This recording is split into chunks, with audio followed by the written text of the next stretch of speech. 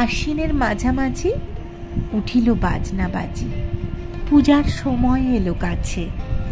মধু বিধু দুই ভাই ছুটোছুটি করে, তাই আনন্দে দুহাত তুলি নাচে। পিতা বসেছিল দাঁড়ে, দুজনে শুধালো তারে, কি পোশাক আনিয়াছ কিনে?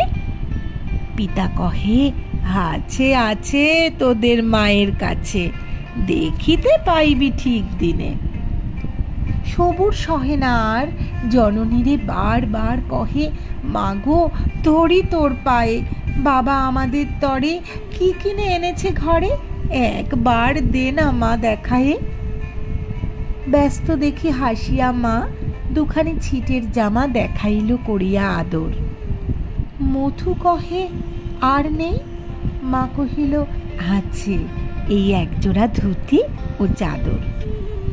রাগিয়া আগুন ছেলে কাপড় ধুলায় ফেলে কাঁদিয়া কহিল, চাহি না মা, রায়বাবুদের গুপি পেয়েছে জরির টুপি, ফুলকাটা সাটিনের জামা। মা কহিল, মধু ছি ছি, কেন কাঁদো মিছিমিছি? গরিব যে তোমার বাপ, এবার হয়নি ধান, কত গেছে লোকসান, পেয়েছেন কত দুঃখ তাপ। তবু দেখো বহু ক্লেশে তোমাদের ভালোবেসে সাধ্যমতো এনেছেন কিনে, সে জিনিস অনাদরে ফেলিলি ধুলির পরে, এই শিক্ষা হলো এতদিনে। বিধু বলে, এ কাপড় পছন্দ হয়েছে মোর, এই জামা পরাস আমারে। মধু শুনে আরো রেগে ঘর হতে দ্রুত বেগে গেল রায়বাবুদের দ্বারে। সেথা মেলা লোক জড়ো, রায়বাবু ব্যস্ত বড়, দালান সাজাতে গেছে রাত। মধু যবে এক কোণে দাঁড়াইল ম্লান মনে, চোখে তার পড়িল হঠাৎ। কাছে ডাকি স্নেহ ভরে, কহেন করুণ স্বরে তারে দুই বাহুতে বাঁধিয়া, কিরে মধু, হয়েছে কি, তোরে যে শুকনো দেখি। শুনি মধু উঠিল কাঁদিয়া, কহিল, আমার তরে বাবা আনিয়াছে ঘরে শুধু এক ছিটের কাপড়। শুনি রায় মহাশয় হাসিয়া মধুরে কয়, সেজন্য ভাবনা কি বা তোর। ছেলেরে ডাকিয়া চুপি কহিলেন, ওরে গুপি, তোর জামা দে তুই মধুকে।